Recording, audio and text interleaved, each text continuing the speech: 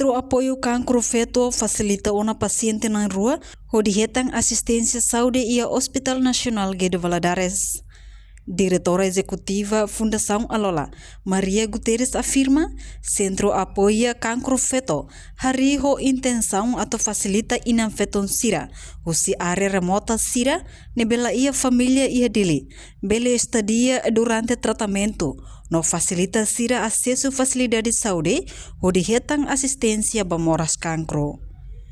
Fundação Alola continua socializa Centro Apoio Cancro Feto, ba inam feton sira e a área rural.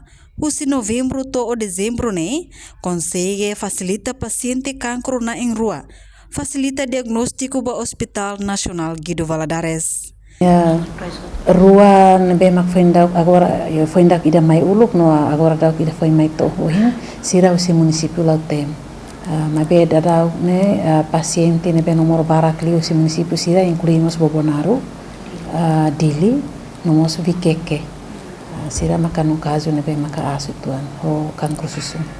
Atendimento hela, ihela processo atendimento a minha enfermeira nebe maka serviço vai responsável vai centro ne o Loribana da Sandro Cristina Bahia Hospital Nacional ba emergência tuir mecanismo referral ne maka estabeleceu na Hospital Nacional e depois de retan resultado vai nini atendimentos médicos sira depois a se retan pela fala informação cada paciente ne precisa se ne tempo baluntan então a se acomoda ni fatinda ne sim vai a minha assistência para paciente moras cancro feto e ne a minha colabora primeiro lima ka Hospital Nacional Guido Valadares tamba e na ba maka iteni Hospital Centro nebe foi atendimento muito completo ba ia paciente sira cancro lilu cancro susu nomos tiro cancro cérvico e ne paciente quase a minha parceiro colega médico sira nebe maka apoio ba ia haliku programa. Enquanto Centro Apoio Cancro Feto